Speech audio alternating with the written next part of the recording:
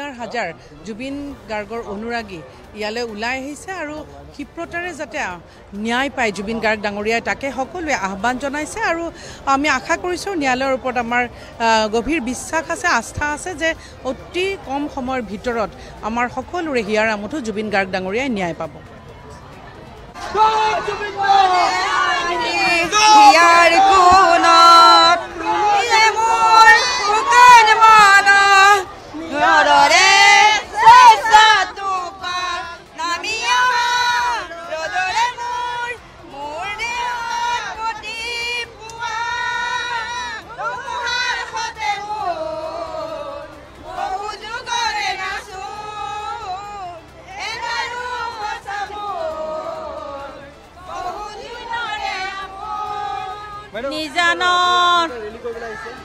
আজি আমি আমাৰ মৰমৰ অতি শ্ৰদ্ধাৰ জুবিনদাৰ বাবে ন্যায় বিচাৰি আহিছোঁ যি নেকি তেখেত নমৰিবলগীয়া মানুহ এটা বিদেশত যায় মৃত্যুবৰণ কৰিলে তাৰ বাবে আমি বৰ দুখিত। আমাক আজি ন্যায় লাগে, ন্যায়ৰ কাৰণে আমি গোটেই সমাজে আমি আজি ওলাই আহিছোঁ। ধন্যবাদ। ন্যায় এতিয়া আমি এতিয়া ন্যায় বিচাৰিছোঁ আদালতে এতিয়া আমাক আইনে এতিয়া আমাক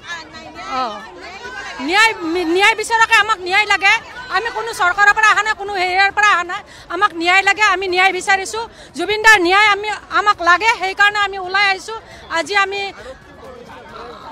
আৰক্ষী উপদেষ্টাৰ নাজানো সেইটো কথা নাজানো, আমাক খালি জাষ্টিক লাগে, ন্যায়টো লাগে আৰু আমাক ইমান কঠোৰতম শাস্তি পায়। যিগৰাকীয়ে এই কামটো কৰিছে তেওঁলোকে যাতে কঠোৰতকৈ কঠোৰ শাস্তি পোৱাটো আমি বিচাৰোঁ। অসমত কেনেকৈ কি ষড়যন্ত্ৰ কৰি হত্যা কৰিলে কি হ'ল তাৰে আমি ন্যায় বিচাৰিছোঁ। আমাক ন্যায় লাগে। ন্যায় এতিয়া কোনে দিব এইটো ন্যায় মহামান্য আদালতত আমি শুনিছোঁ। আদালতৰ ৰায় এতিয়া কানুনত পৰিণত হৈছে। ন্যায়টো মানে কি চিষ্টেম হৈছে, ন্যায়টো আমি বিচাৰিছোঁ ন্যায় লাগিবই।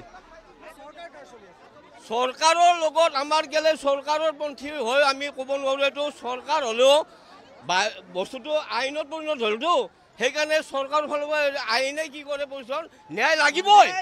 আমাক ন্যায় লাগে, ন্যায় লাগিবই, ন্যায় লাগিব, আমাক ন্যায় লাগিব। জুবিনৰ আজি কাৰণে আজি আহিছোঁ ন্যায়ৰ কাৰণে। আমাৰ কোনো চৰকাৰী নহয়, আমি যিমানখিনি আহিছোঁ জনসাধাৰণে আমি ন্যায় বিচাৰি আহিছোঁ। মহানায়ক জুবিন গাৰ্গৰ ন্যায় বিচাৰি আছোঁ।